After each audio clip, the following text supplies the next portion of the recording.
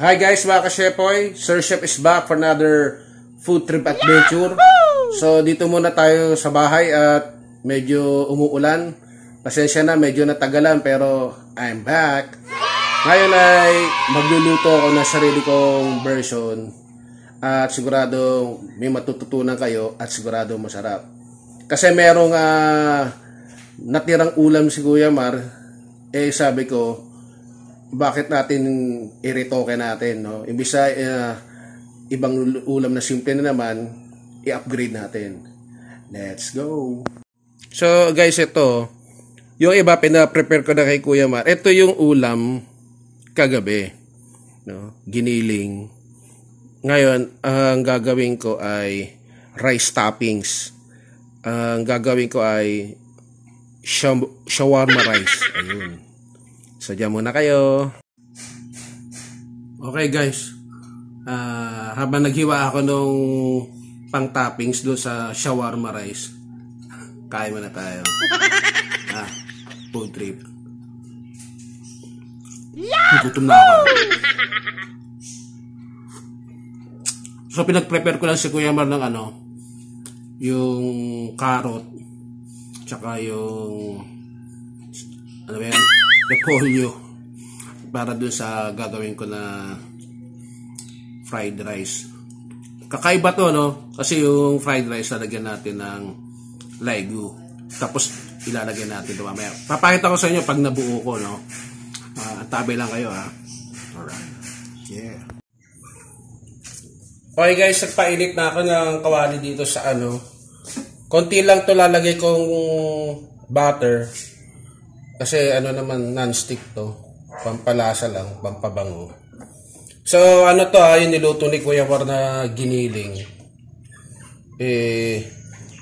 Ile-level up lang natin, no? Kaysa hindi makain. Kasi minsan pag may ulam tayong nakaraan, yung iba parang tinatamad ng kainin. So lagay na natin, frozen to. Ilagay sa rep.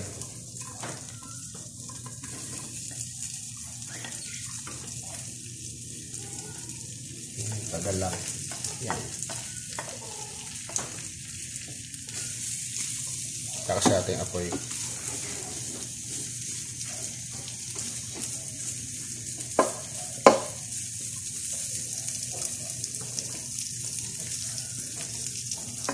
Tanggalin lang natin. Meron siyang nilagay na alisin natin yung buong sibuyas sa niluto doon. Nilagay niya. So, pasensya na, nagpapapansin si Kororok. Mukhang gustong lumabas. So, balikan ko kayo kasi pag okay na to. Diyan muna kayo. So, nilagyan ko siya ng, guys, nung bawang sibuyas na pinahiwa ko kay Kuya Mar. Lalagyan natin ng barbecue sauce. Konti lang. Kasi timplado na yan ni Kuya Mar. Tinuruan ko siya. Pero titimplahan ko lang ulit. Konti lang. Para hindi naman umalat. So ito yung steak, barbecue sauce. Tapos itong cayenne pepper para hindi na ako maghihiwa ng sili. Ito nila ilalagay ko para maanghang. So, dinamihan ko para masarap shawarma. Then, ito, yung nagbibigay ng amoy leki-leki, yung cumin. No? Para talaga, parang pang shawarma o sa tacos, yun yung amoy niya. Then, ito, Maggi sabor. Baka naman. So, konting tak-tak-tak lang. Ginagawa mo.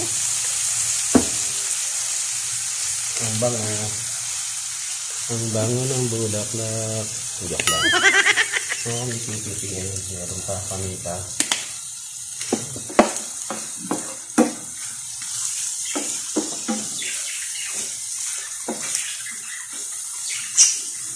Brownin lang natin to, guys.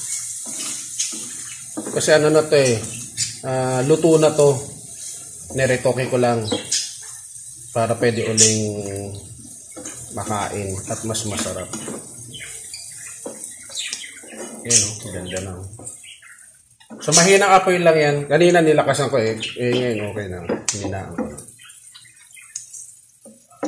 Konting tosta lang. Bango. Amoy pinsan, amoy mekos-mekos na.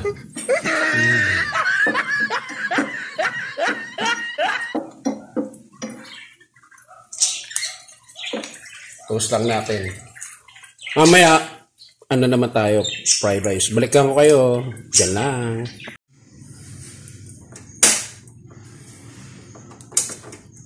Bloopers ka guys. Okay, doon sa pinagprituhan ng giniling, pag ano tayo uli ng butter.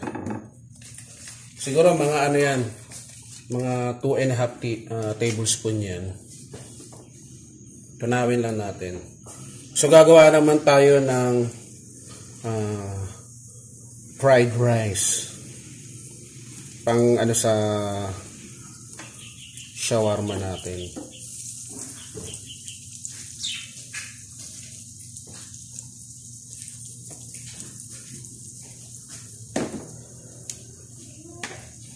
So ilagay muna natin yung ang mga tigas itong carrot. Lagay natin yan. Para masarap. Ito ay ano ko lang to version ko lang. Para healthy tayo. Kasi minsan sa mga vlog ko puro tayo mataba ang kinakain. Although karne, lagyan natin ngayon ng gulay, diba? Para healthy. Nagugas akong kamay Yan yung pinahiwa ko kay Kuya Mar. Yan, dagdagan natin.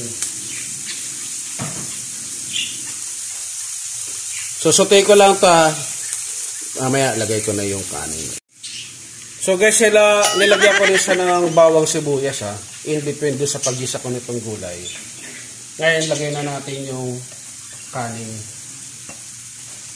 So, bago sa iyan ni Kuya Mar, nilagay ko ulit sa rep para tumigas, lumamig, pwedeng isangag. Yan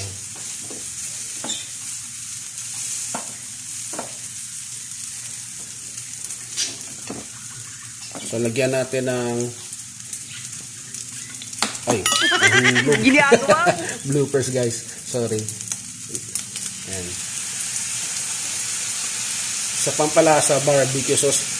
So yung doon sa gulay nilagyan ko rin siya ng yung nilagay ko rin sa karne, yung paminta, cumin, steak powder at saka tong cayenne pepper. Ayan, ganda Magulay ang kulay. Ano ba? Tama ba? Makulay ang buhay. Ayan. Ang ganda So mamaya, lulutuin ko lang to at magpa-plating tayo. Pero bago yon, tuturuan ko kayo gumawa ng shawarma mayonnaise ba yun? Yung sauce niya. Yan lang kayo. Bye. Food. Yan guys, fried rice. Wow! Ang sarap. Mamaya, tignan nyo pag binuo ko na.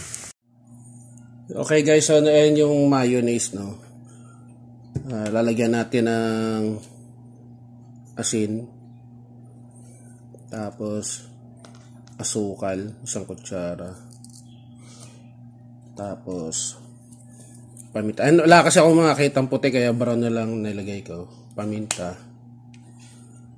tapos suka, konti lang. Yun. Tapos bawang. Yan.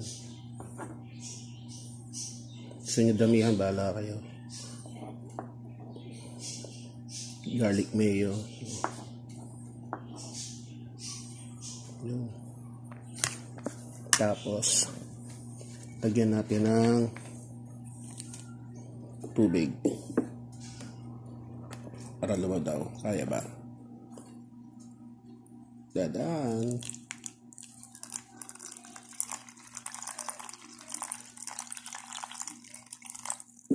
Salo ko lang to guys. Lalagay ko dun sa lagayan na. Diyan na kayo. Okay mga kasepoy, so in-strainer ko para yung itong buo di sumama doon. Yung pinaka-liquid lang. So kailangan meron lang kayong ganito strainer. O kahit anong pansala. Okay. Okay guys, nakagawa na ako ng fried rice. Oh. Lagay ko dito sa mangkok. So magpe-plating na tayo, no. I-construct na natin yung nahulog sorry. Yung shawarma rice. Yun, wait lang.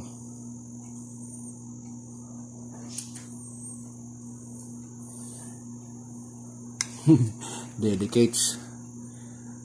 Wait lang ha, babalik ako kayo. Baka magkamali ako eh. Yan na guys, so. Wow. Ganda no. Sarap no. Tapos ito, ginawan ko siya ng sauce.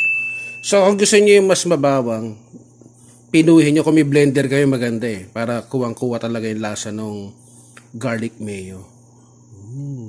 Tara, let's eat. Dasal muna tayo. Okay guys, so bago tayo bumogchi, pasalamat tayo. Panginoon, sa pangalan ni Jesucristo, salamat po sa pagkain ito. Basbasan mo. Amen. Tara, let's eat. Pero bago yan, isang sulyap. Bago ko lagyan ng nito, ginawa ko homemade garlic mayo. Wow. Ayun o, sarap po. Lalagyan natin ng sauce. Uy. Halo. Mekis-mekis natin. Kahit na sa amin, no? Pagka sa shawarma, dapadagdagan ko din ng Ayan. Ito na. Wow. Yes. Okay guys, first bite, kita nyo ba? Halo-haloin na. Hindi. Ano ko muna? As is muna. Bago ko haluin.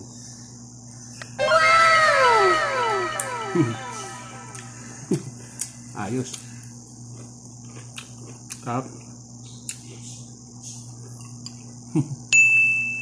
Food trip. At least kahit medyo na-busy tayo, no, hindi tayo naka-vlog. Sulit. Ito, pwede pa lagyan ng lagyan. Wow! Haluin na natin.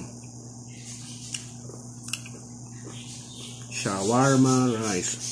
Special fried rice pa yun, no? So, di ba healthy? Daming gulay. Sarap. Kasi may butter eh.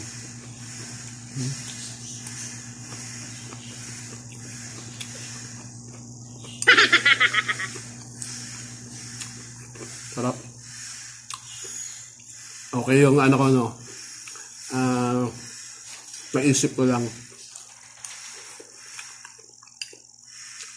Kasi bumili ako ng ground beef. Meron pala nilutong ganito si Kuya Mar kagabi. Nakita ko kanina. Bale yung ground beef siguro sa susunod ko na lang. Sa ibang recipe na lang.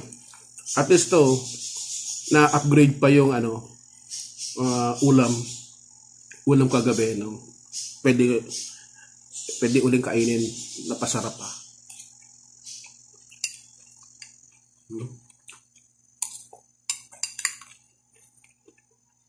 Sarap. Pwede nyo gawin, kaya nyo guys. Para na rin kayong kumain sa labas. Mas masarap pa. Depende na sa inyo kaniyang nyo na ingredients para mapasarap palalo.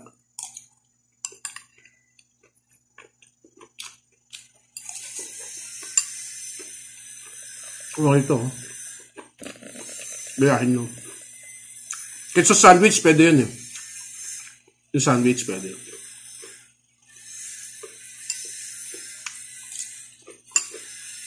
Okay guys, so bago ko ubusin to, Sa mga hindi pa nagsasubscribe, please subscribe, like, comment, at sa mga gusto magpa-shoutout, greetings, just comment down below. At sana suportahan nyo, no?